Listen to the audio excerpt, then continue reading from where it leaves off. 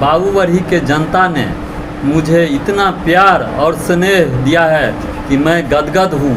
आज ही नहीं, 25 साल पहले से भी मैं राष्ट्रीय जनता दल का जो परिवार है, जो कार्य है, मैं उसको सींचते आया हूँ। इसलिए आज शीर्ष नेतृत्व ने मुझे इस बाबूबरही विधानसभा क्षेत्र से टिकट दे करके निश्चित पूर्वक इस मैदान में उतारा है कि आगे इस राष्ट्रीय जनता दल को सफलता मिले और हमारे नेता तेजस्वी यादव मुख्यमंत्री बने।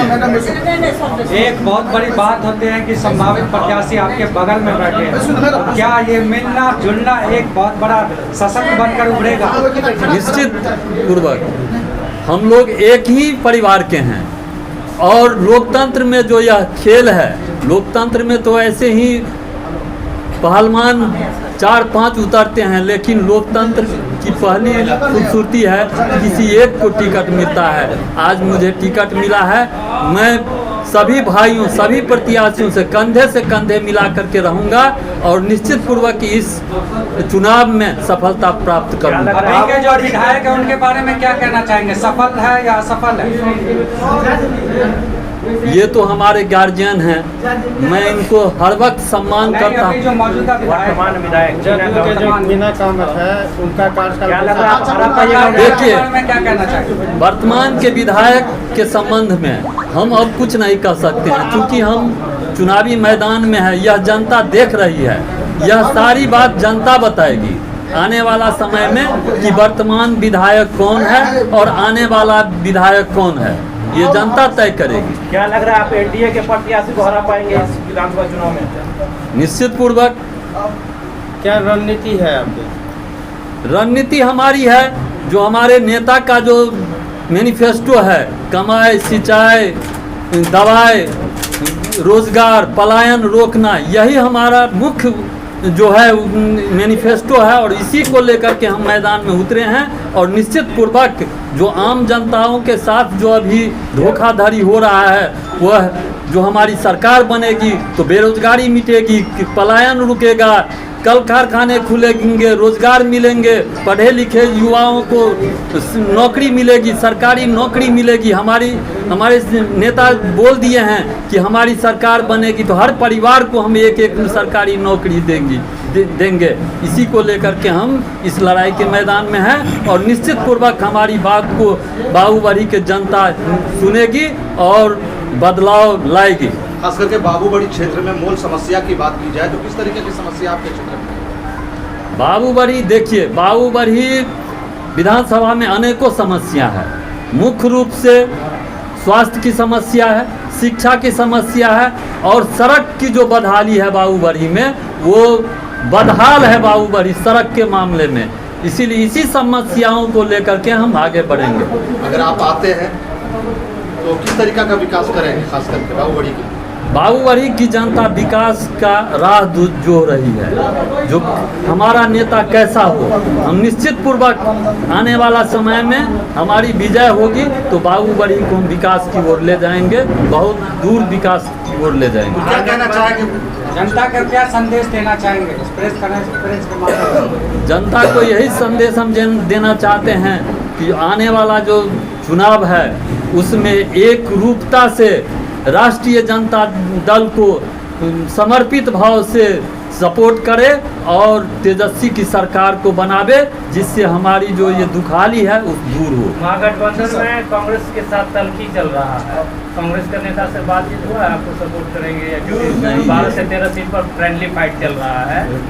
आज ही प्रेस कॉन्फ्रेंस करके कांग्रेस के नेता ने ये जानकारी दी है।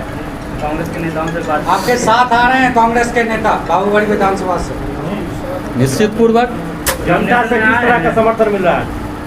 जनता से हमको अपार समर्थन मिल रहा है। आज महापर्व जो दिवाली है, इस मौके पर भी हमारा जो नामांकन हुआ है उसमें आप लोग देखते ही हैं कि कितना अपार समूह जनता का हमको समर्थन मिल रहा है। क्या इस बार बाबूबरही में लालटेन जलेगा?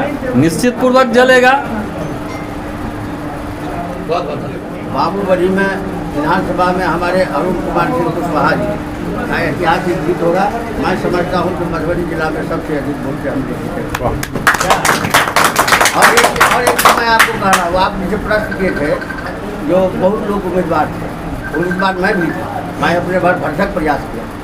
और अरुण कुमार सिंह कुशवाहा मुखिया जी, जिनको अभी प्रत्याशी बना गया है, अरुण कुमार सिंह 2010 से ही यहाँ उम्मीदवार होते हैं। जब जब हम विधायक जो यहाँ बदलाव की बात होगी तो पहला यादव को छोड़ यादव 52 से लेकर अभी तक बाबू बढ़ी से कभी आरजेडी हारा नहीं है। 90 में जीते हैं, 95 में जीते हैं, 2000 में जीते हैं, 2003 में जीते हैं, 2005 के फरवरी में जीते हैं, एक बार हारे हैं 2005 के नवंबर में, 2010 में जीते हैं, 15 में चला गया गठबंधन में, 2020 में जीते हुए थे। लेकिन हम लोग मिथिला के आदमी हैं, भावुक हैं। जब दूसरे क्षेत्र में नॉमिनेशन चल रहा था, हमारे यहाँ नॉमिनेशन का डेट निकला था, तो हमारे माननीय मंत्री जी, स्वर्गीय माननीय मंत्री जी कपिल देव बाबू का देहांत हो गया। सहानुभूति में कुछ वोट इधर उधर चला। बाबू बड़ी तो सीटें हैं आरजेडी का। आप लोग कहते लालटेन जलेगा, लालटेन तो हर समय चल रहा है। लालटेन कभी यहाँ उसका लॉ कम नहीं हुआ है, परिस्थिति हुआ जो एक बार हम लोग पिछड़ गए हैं। और इस बार मधुबनी जिला में सबसे ऐतिहासिक वोट से जीतेगा। 25 साल से हम प्रयास कर रहे थे, जहाँ हम बैठे हुए हैं, ये जो इससे रिलेटेड जो जगह है उसको हम लोग 25 साल से प्रयास कर रहे थे जो इकट्ठा हो। इससे रिलेटेड लोगों को बनाते थे, अपने बनने का कभी प्रयास नहीं किया। हमारे राष्ट्रीय अध्यक्ष आदरणीय लालू प्रसाद जी के सहमति से हमारे बिहार के भावी मुख्यमंत्री तेजस्वी प्रसाद यादव ने इस संस्था से जो परिवार से जुड़ा हुआ है, जो लोग जुड़ा हुआ है, उनको मौका दिया है जो अब बनो।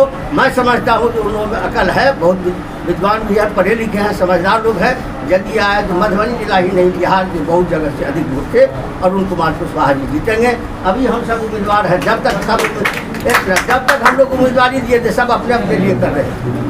अरुण कुमार सिंह को सबसे पहला दिन मैं हूँ जिनको मैंने उम्मीदवार का नाम दिया था, 2010 से चल रहा है। सारे लोग जितने उम्मीदवार थे सब के सब हम लोग अरुण कुमार जी के साथ हैं।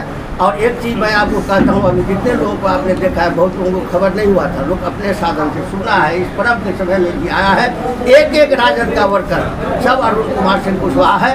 ऐतिहासिक जीत होगी, ये हम आपको आश्वस्त करेंगे। मैं एक चीज़ कह रहा हूँ, 2020 में मैं चुनाव लड़ रहा था, बाबूबड़ी मंच से भी उन्होंने कहा था जब मैं यदि जीत के गया तो मैं 10 लाख लोगों को नौकरी दूंगा। ये माननीय नीतीश कुमार जी टेबल पर कहते थे जो कहाँ से पैसा लगा, अपने बाप के घर से लगा। उस टाइम में लालू जी जेल में थे, जेल से लगा। और जब हमारे तेजस्वी जी 17 महीना के लिए बने तो 17 महीना के लिए बने, 10 लाख ही नहीं, शपथ ग्रहण हुआ उसके 1 महीना के अंदर में 20 दिन में गांधी मैदान से उन्होंने कहा कि 10 लाख नौकरी ही नहीं देंगे, 10 लाख हम रोजगार देंगे। अब तो कहते हैं 5 साल में 1 करोड़ देंगे।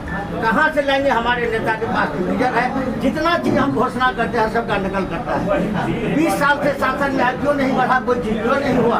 हमारा सरकार जब हमारी पार्टी जब तक मैनिफेस्टो देता है, बोलता है तो करता है, हम ये नहीं करेंगे। लेकिन मैं कह रहा हूँ हमारे नेता घोषणा किए हैं तो हर परिवार को, जो जिस परिवार में नौकरी नहीं है, सरकारी नौकरी मिलेगी एक एक आदमी को। यह हमारे पास में विजन है जो मैं अभी नहीं कर सकता, क्योंकि कहने पर उसका तुरंत नकल करता है। नकल की हम लोग नहीं है, नहीं कर पाएंगे। हाँ, तो अभी अब हम इससे अधिक कह भी नहीं पाएंगे ना।